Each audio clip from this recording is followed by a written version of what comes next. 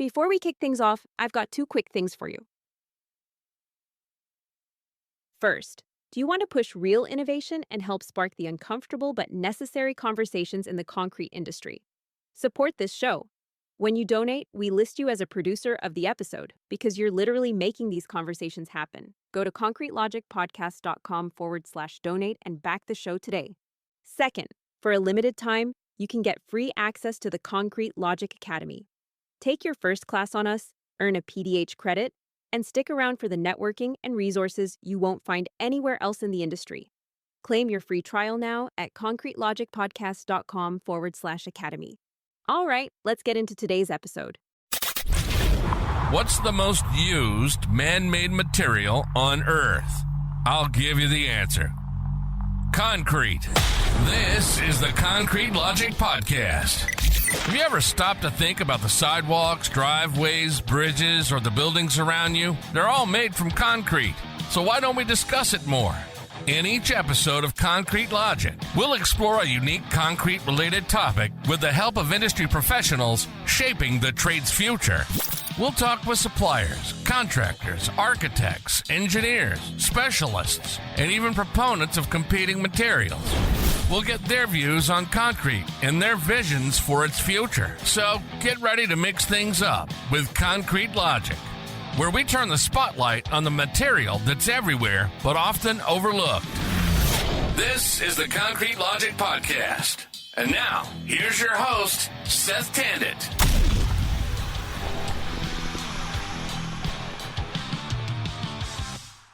And welcome to another episode of the Concrete Logic Podcast. And today I have three gentlemen with me from Silverback Concrete. Frank Stankunas, he's president. Frank Stankunas Jr. is vice president. And James Cordeiro, director of strategic development, is with me today. And we're going to talk about thermal resistivity in concrete for data centers. This is a new topic for me personally. I've ran across it on projects before, but these fellows have been doing it for a while, so they got a lot of share, and I promise you'll learn something today. Before we get into the topic, I just want to remind everybody to support the podcast. You hear the introduction, the lady tells you the couple ways you can support, but you need to hear it from me because you haven't heard it from me in a while, is to make sure you go to the concretelogicpodcast.com website. You can donate to the show, and when you donate to the show, it's like you're sponsoring or producing the show, and I will give you credit for doing that. Your name, your company, or you personally will be listed attached to that podcast episode, and that'll be attached there for life. So make sure before you donate that you want your name attached to this podcast for life. And then make sure you check out Concrete Logic Academy, concretelogicacademy.com. That's a good way for you engineers out there to get your PDHs so you don't have to do those boring courses that are out there. We all know what I'm talking about. You can sit there and a guy sits there and reads PowerPoint for an hour. So if you like listening to this podcast, the Academy's for you. So check that out. All right, fellas. So we're going to talk about thermal resistivity in concrete for data centers. Who wants to tell us what that is and what that means? Well, thermal resistivity is how easily we can dissipate heat from the electrical power lines that are running from these sub-power stations to the data center. So the idea is to remove as much heat as possible so the data can transfer quickly, so everybody can stream their Netflix and everybody can store their photos on their iPhones or their Android phones quickly and seamlessly. So it's really what we're trying to get at here. How easily and efficient can we transfer power and remove that heat? Because a lot of heat is generated from these power lines. So we have a cool concrete that can help dissipate that, and it's also related to the soil for these power lines that are run into these data centers. Yeah, so that's kind of opposite of what we kind of think about when we think of concrete, right? Because it's kind of thermal, keeps everything in. So what you're saying is that you design concrete that lets the heat dissipate. That's right. That's right. Yeah. Frank Jr. is the engineer behind this, and he can explain in a little more details. But generally speaking, yeah, you think about it. Concrete is a good conductor of cold and heat. but there's a special sauce that you can utilize in a formula that'll help dissipate that heat in an efficient way. And it's very important now that these data centers are drawing so much power off the grid. So anything we can do to reduce the friction on that grid is super critical, especially with all of these data centers that are being built now.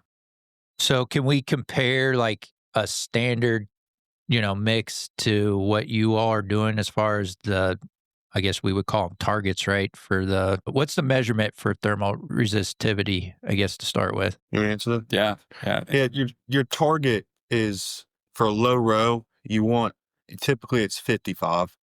55 is your low row. And the higher the row, the more it's conducting heat. The lower the row, the more it's dissipating heat. So if your normal concrete's going to be sitting around anywhere from 70 to 120 row, depending on where you are in the nation. Your low row, you're targeting 55 or under is what your goal is. Okay. And like I said, this is all new to me. Yeah. Junior, you're going to have to put up with my dumb questions. So you say row, what does that mean? Is that like temperature? What does that mean? It's just thermal resistivity is what it is. Okay. So how resistive your concrete is to the heat. Okay. All right. So it's a mathematical formula. Yeah. It's actually a formula that exists. It's the amount of heat that's dissipated per volume in the concrete. So there's a measurement that's been generated, and they chose a fancy term, Greek letter rho, which is where the term comes from. Looks like a lowercase p, but they pronounce it RHO, right? So you'll see that.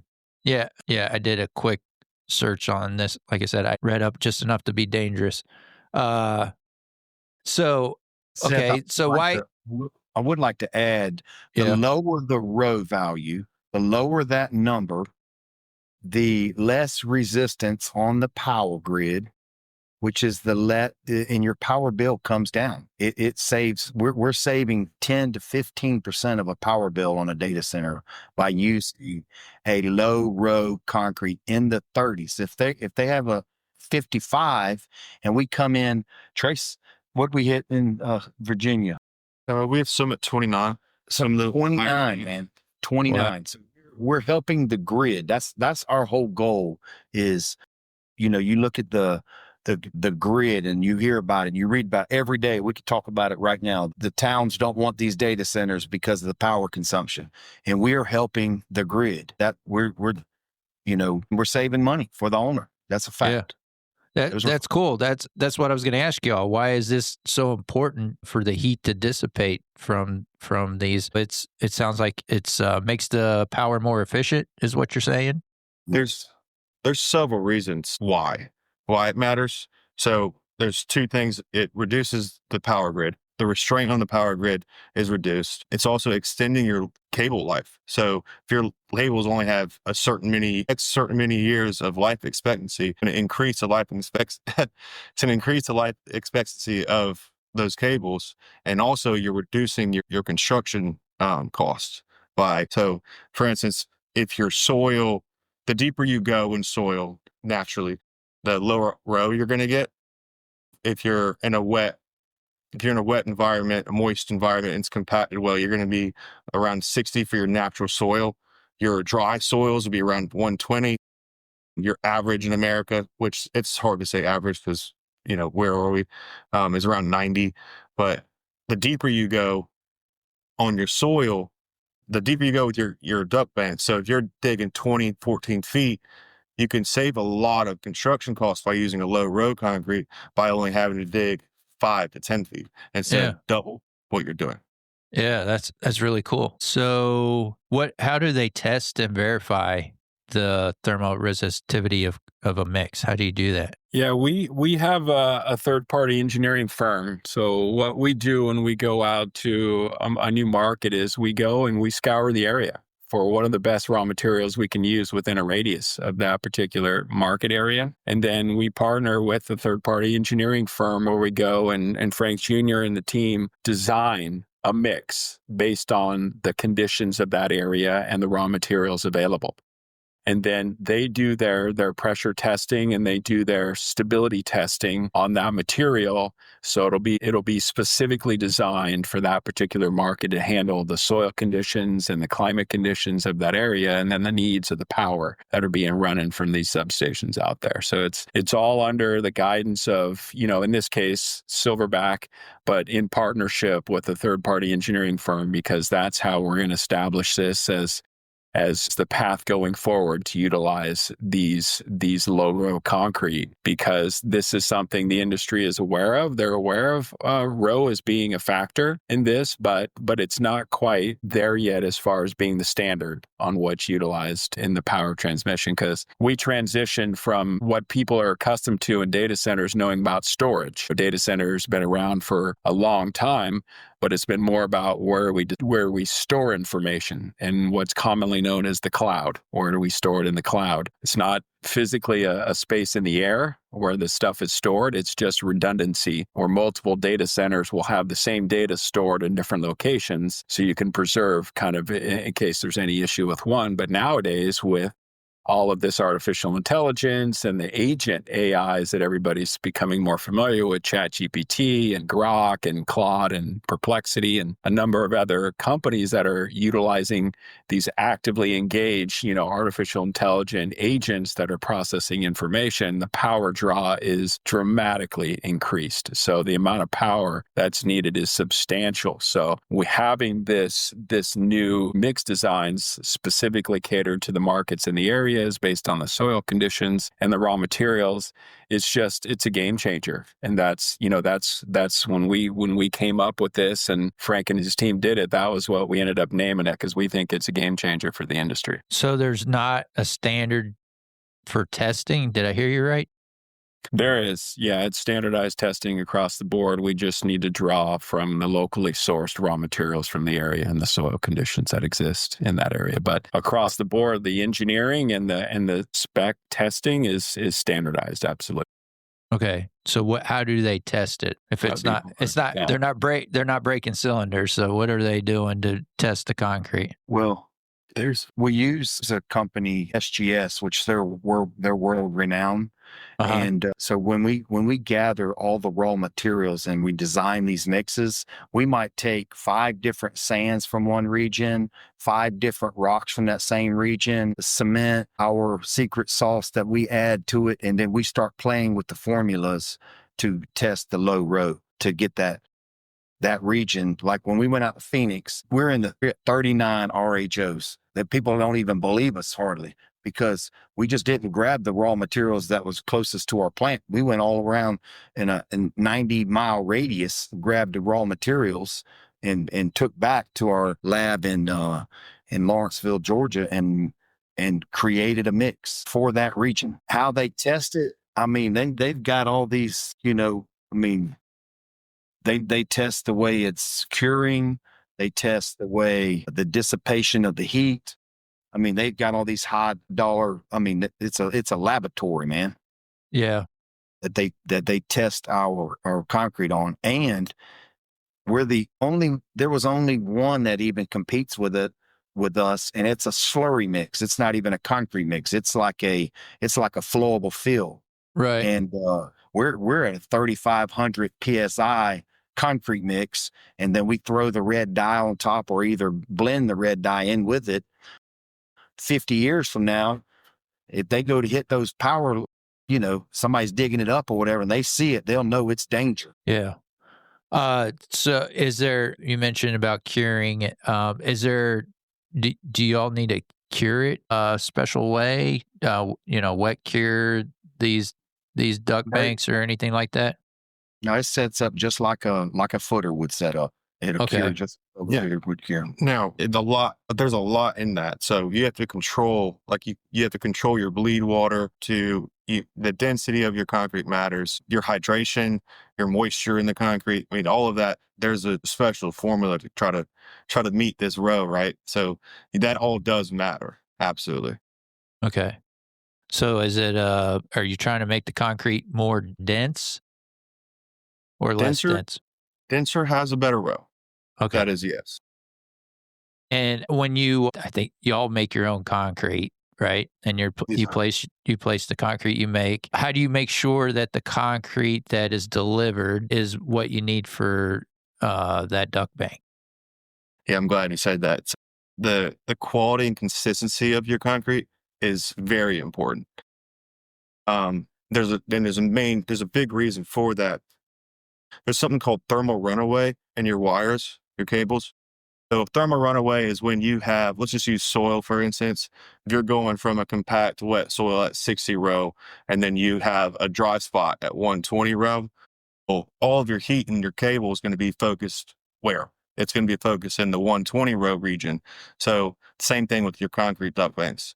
So if your concrete is row consistent, and then you have a bad truck in there, or you have a bad mud, or you place non-row concrete in this duct bank, all your heat's going to be focused in that one area. So your quality control team matters. Your water cement ratio has to be on like a true water cement ratio, not just what the plant says. The true water cement ratio matters. The temperature of the concrete matters. When it was loaded, when it was batched, we just won't batch concrete if it's too cold or if it's too hot for row concrete. So there's a huge aspect and formula to this whole ordeal. I gotcha. So high quality control standards for this mix. Yes, I gotcha.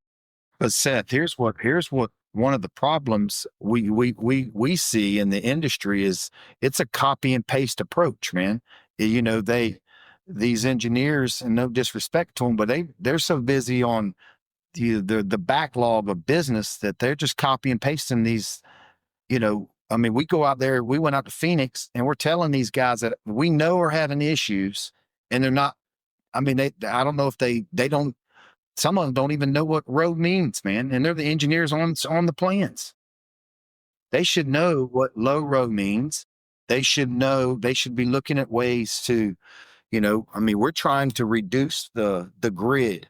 And I was talking to a CEO of Ori Electric, and he did a thesis on this, and he's talking about, Frank, they need to take 3-phase power, spin it together, run it through the duct banks, the way they do the conduit placement, because then you could reduce the heat another 15% by doing that.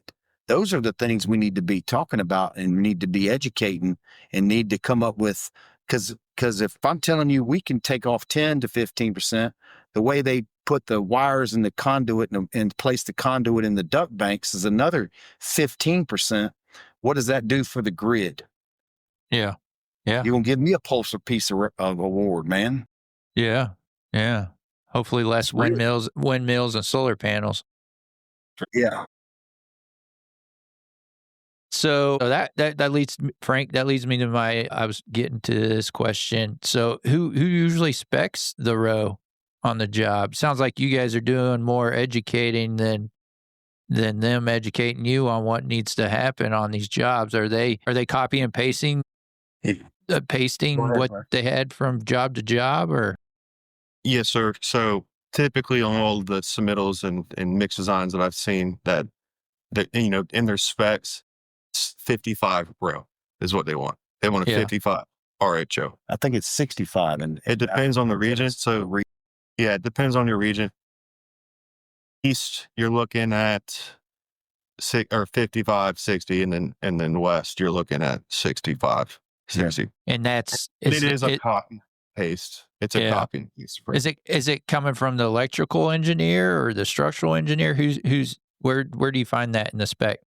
I've seen it on both, actually. It's coming from electrical engineers and the general engineer. Gotcha. We're just pouring duct bank, but as the row gets lower, is there any impact on workability of the mix? Of the mix itself? No. Not at all. Yeah. No issues with it'll look just like normal concrete. Now, typically you're going to want to pour it at a 3.5, 4-inch slump is what I like to stay between for us. But you know how these guys are. They want to add 20 gallons of water in it, and you just can't do that. Yeah. And are you truck dumping? Are you pumping it, or a little bit of both? Or? Do both. Do both. Okay. I assume the lower the row gets, the more expensive it gets. Is that a true statement? That is a very true statement. A lot of it has to do with expensive aggregate that's, trying to reducing heat aggregate. So aggregate that dissipates the heat rather than controls the heat and holds that heat in. Yeah. And getting to the point of that is, the upfront construction costs we can impact. Yes, the price of the concrete is higher, but the amount of concrete could potentially be less. So it's an offset in that case. So we impact the construction costs, but we've also been talking about the long-term, recurring expensive of utilities on this. We're impacting that side of it as well. So as Frank was saying about a way to work with the cables to reduce the thermal resistivity as well as the concrete, we're impacting it in this way. So it's something we're talking more upstream now when getting into the building specs with this concept and working with the engineers beforehand. We've been pulled into these conversations now because of the work we've been doing with our partners in Virginia and getting really good feedback that this is an important conversation to have more upstream to bring this concept of row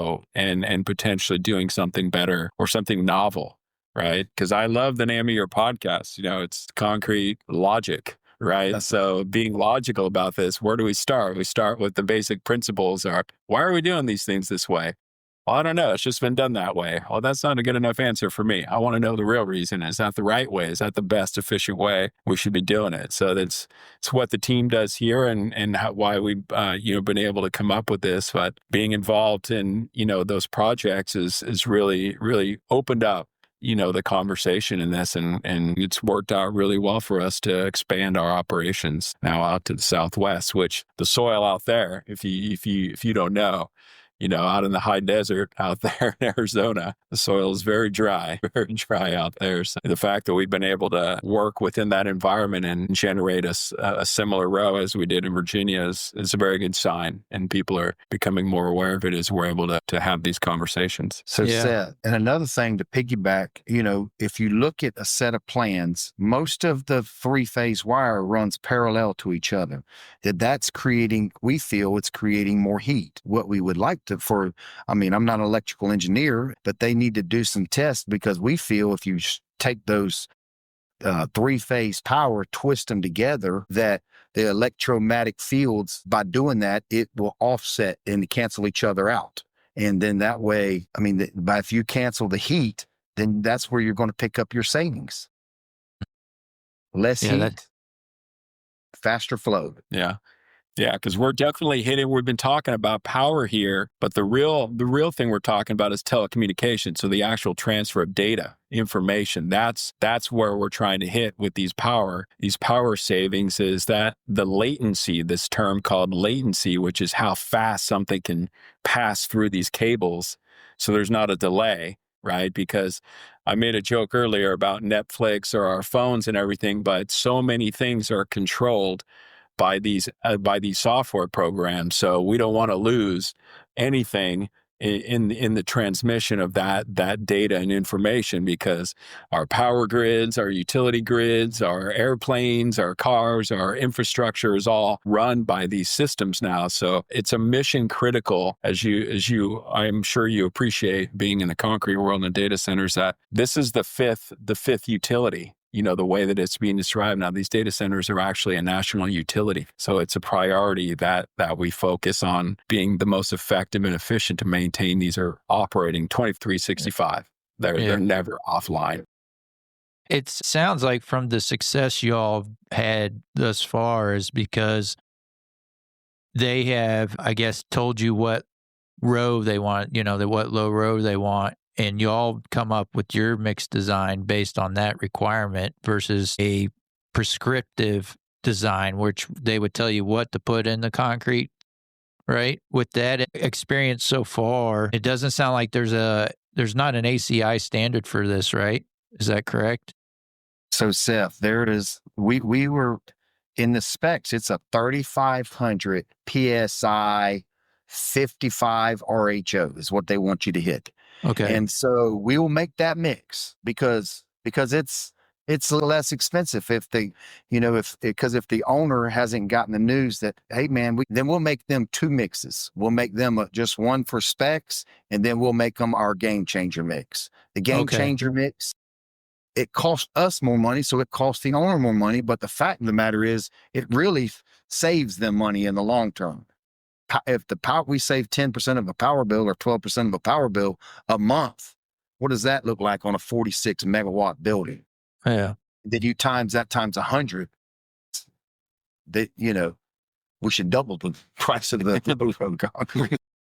I mean, that's astronomical amounts of savings in the long run. Initially, it costs more money, but the wear and tear on the wires, the power bill for the next 40 years. I mean, we say so it's a 2 thing here. We're saving real money to the owners by using a low road concrete. Less heat, better problems, man. Yeah. No, this was very eye-opening for me. Like I said, this is new to me. I haven't spent a lot of time on learning about the resistivity of concrete. It's usually like, hey, that duct bank stuff is for the electricians, right? Yeah. Is there anything else do you guys want to share before we wrap it up today? Well, I would just like to encourage these somebody, an engineer, to really look at the conduit placement, the electromagnetic field cancellation, the way we backfill. I mean, EMF is electromotive force and electromagnetic field. I mean, those are, so electromotive force, it's the energy per unit charge supplied by a voltage source to drive electric current. And the electromagnetic field is a combination of the electric and magnetic fields. I mean, this is all high-tech stuff, but if we could somehow, let these wires offset each other but when you run them parallel, it's creating a lot of heat, man. It's a lot of heat in that duct. Yeah. And somehow, if the way we place the conduit, now it's, they're big studies. I mean, we're just having a little podcast here, but I know. Yeah. And Seth, I want to thank you for giving us this opportunity. This is, really cool that we're able to talk to you about this. And, what we're really looking to do is build long-term strategic partnerships, with electrical engineers and architectural engineers, right? Mechanical engineers, as well as the GCs and the owners on these buildings. We like to have conversations and see what's possible, because I told Frank, he may not believe it, but I think he's becoming we're a bit of a tech company. We've got technology here that we're working with, and the concrete industry is the second most utilized resource in the world next to water. So concrete is a very important component of our society. And so if there's anything we can do to bring all of the players together, discuss, well, what's a better way to build something more efficient and effective, especially during this new race, right? There's essentially a new race with the race to achieve artificial intelligence and be the kind of the world leader in this. And the United States is in a good place to be that leader. But we got to work together. And that's always what we're looking to do, is how do we build strategic partnerships throughout the U.S. so we can get the message out, and we can get other people more familiar with the possibilities of working with something like Silverback's, game changer, cool concrete mix design. So we're happy to have a chat if people want to reach out, and we can share contact information with y'all and have it in the notes there as well. Yeah, I'd be really interested to see the savings or the power efficiency from standard, whatever spec to what you all come up with, and the savings, the energy savings there, which again would roll right into, reducing the carbon footprint of a data center, which is what all these data center owners are concerned about.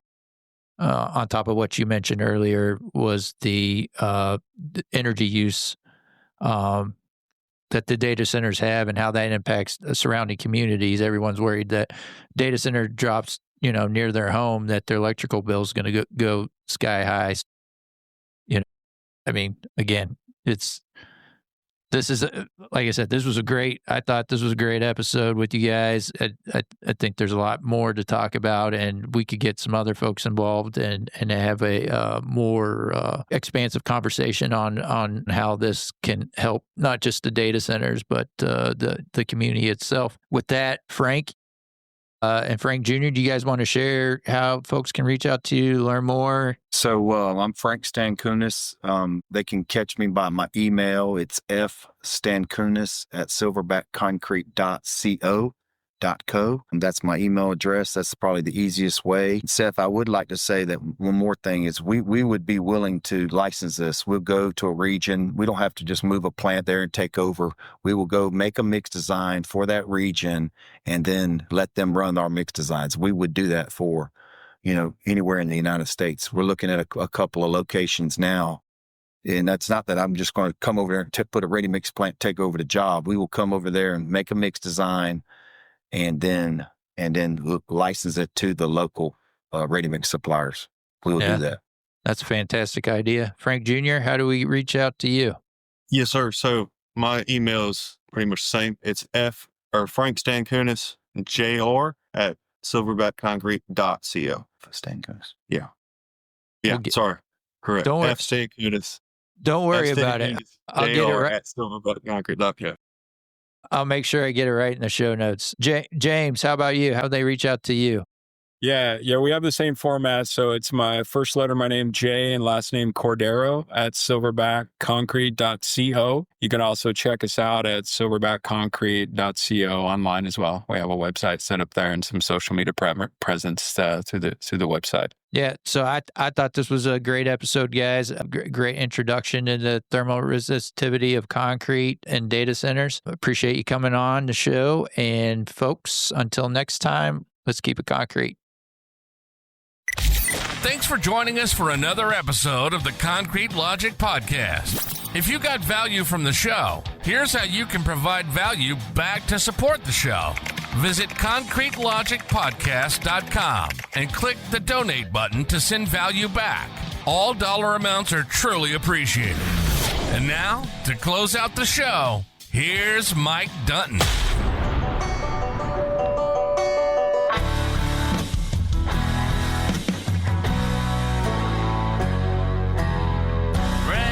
That alarm always sings couple hours before the sun comes up. Open up the side, put some diesel in the lights and wait till the trucks roll up. Yeah, this ain't how most folks live their lives, dripping in sweat, working overtime. But while they're tying their ties for their 9 to 5s, we're out here changing these skylines with wood, iron, and mud.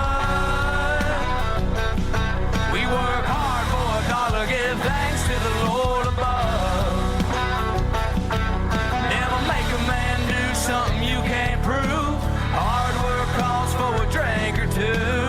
Expect more, it's written in our blood. With wood, iron, and mud. From the swamps to the city, from the Lone Star heat to the woods of the Georgia pine.